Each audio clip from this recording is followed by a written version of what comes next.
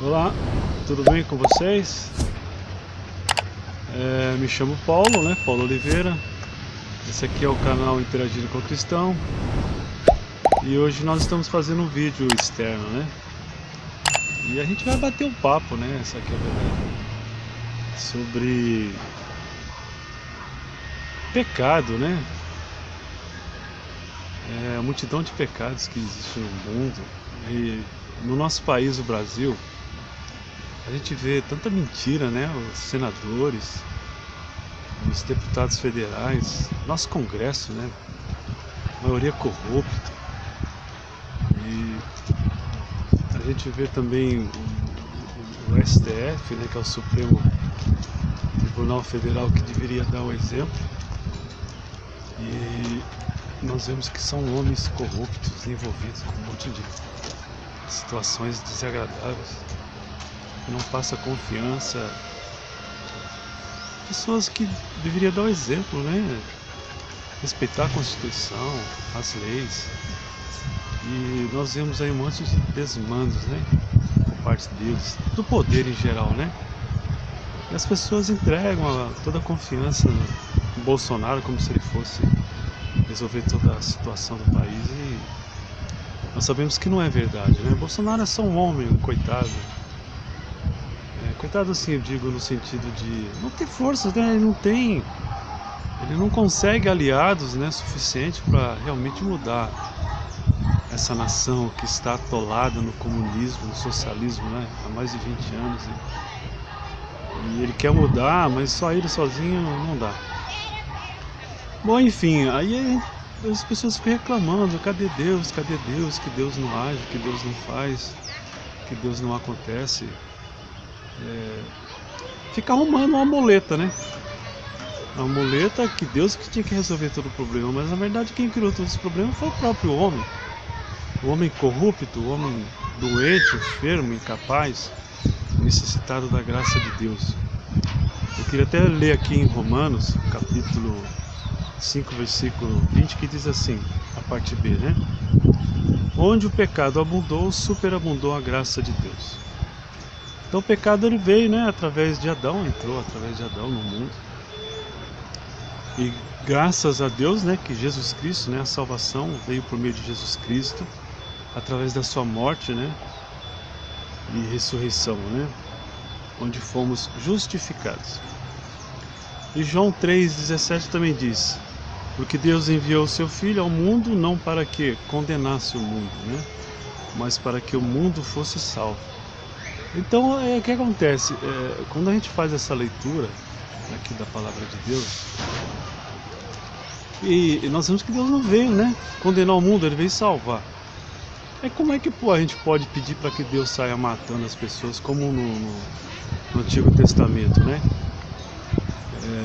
Ele mandava o povo de Deus entrar lá nas nações vizinhas, né, nações ímpias, que cometem os mesmos pecados que o povo comete hoje.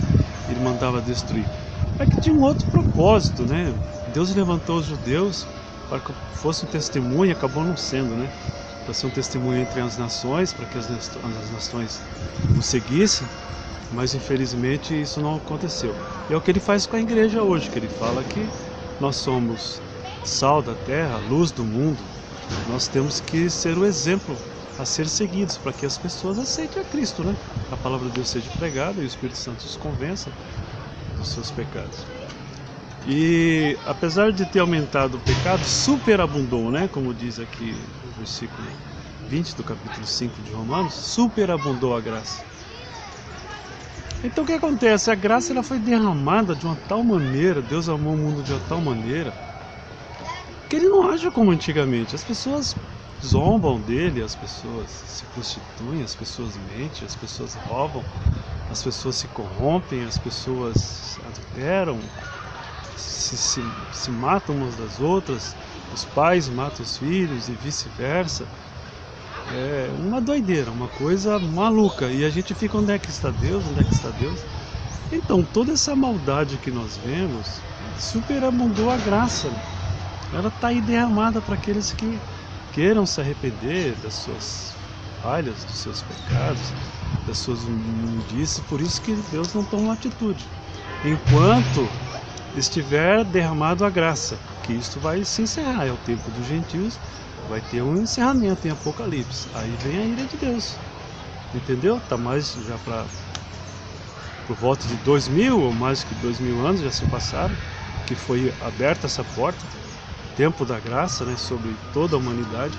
Por isso que não há uma cobrança efetiva da parte de Deus. Não que Deus não exista, Ele está vendo tudo, mas é um plano que foi criado para toda a humanidade, né, para que todos aqueles, né, que Ele cria não pereçam, mas tenham vida eterna. Mas vai chegar um fim, que essa porta vai se fechar. E aí sim vai ser derramado a ira de Deus, né? E ela vai começar e vai se iniciar com a primeira trombeta, e depois tudo na sequência, né? Quando o último selo for aberto, que vai ser tocado as 7 trombetas em sequência, começa a ira de Deus e ela vai se encerrar somente na última taça, né? Na 7ª taça, né? Aqui em João, capítulo 3, 20 diz assim: porque todo aquele que faz o mal aborrece a luz, e não vem para a luz, porque suas obras serão reprovadas, né? Por isso que eles não aceitam a verdade, porque a verdade aponta, né, o erro deles, a situação deles, né, o pecado deles, toda a imundície deles. Por isso que eles não se aproximam da luz, eles detestam a luz. Eles querem destruir a luz. Quem é? Jesus Cristo é a luz do mundo. Entendeu? Ele é o caminho, a verdade e a vida. Eles não querem isso. Eles querem fazer aquilo que o coração perverso, né, pede. É prostituição, lascívia, é se odiarem, é se matarem, é roubar, é trapacear, tudo isso. E a luz revela tudo isso. Então eles não querem a luz, eles querem trevas. Agora, já no Apocalipse, capítulo 16 e 17, a última taça, né? Aí diz assim: e o 7º anjo derramou a sua taça no ar e saiu uma grande voz do templo, do céu, do trono, dizendo: está feito. Aí, meu amigo, acabou, né? A igreja já foi arrebatada, e aí começa aquela batalha do Armagedon. Destrói milhões e milhões de pessoas, prende Satanás, né, por 1000 anos, e aí ele estabelece o seu reino por 1000 anos. Então tudo isso que a gente vê é a graça de Deus, superabundou de uma tal maneira que não cobra mais ninguém neste período.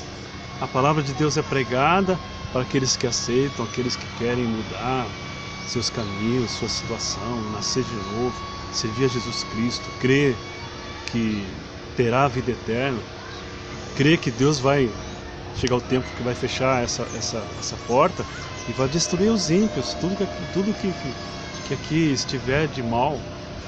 Aí nós veremos a ira de Deus. E com tudo isso, quando derramar da ira de Deus, eles ainda vão blasfemar, xingar, odiar, perseguir, matar os cristãos. Com tudo isso, Deus mostrando a sua graça, a sua misericórdia, a sua bondade, mostrando a verdade a eles, e eles vão recusar como sempre recusam. Então é disso que eu vim falar, que nosso país está atolado nisso aí. E nós sabemos que quem está por trás de tudo isso aí é Satanás, né? E seus demônios que operam, né, sobre os governos de todo mundo, e não é diferente no país. Então toda essa anarquia que você vê, todas essas mentiras que são criadas, sabe, lá no Congresso, essa coisa do Renan Calheiros e aquele outro maluco lá, o presidente dessa CPI nojenta, só mentira e mentira e mentira, sabe, deputados levantando mentiras contra pessoas honestas, decentes desse país. Eles não querem mudança, não querem fazer o que é certo, o que é o correto.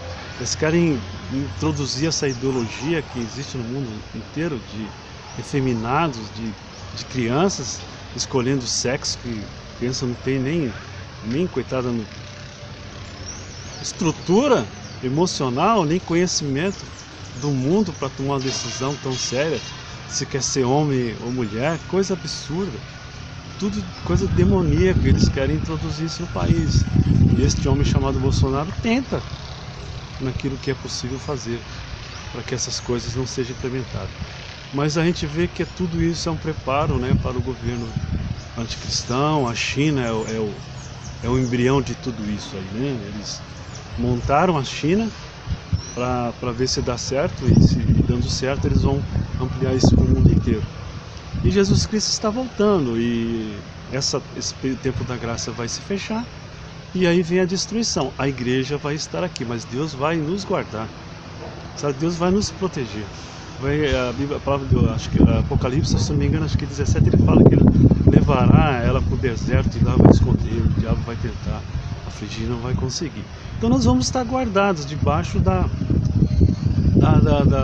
graça de Deus. É claro que alguns serão mortos, né, para testemunho do amor de Deus e testemunho da salvação, da vida eterna, mas num todo seremos guardados, sim, pelo poder de Deus. E eu creio assim, porque está escrito assim. Me desculpe se você pensa o contrário, mas tá para iniciar o governo anticristão. Está tudo prontinho, do jeito que a Bíblia nos revela.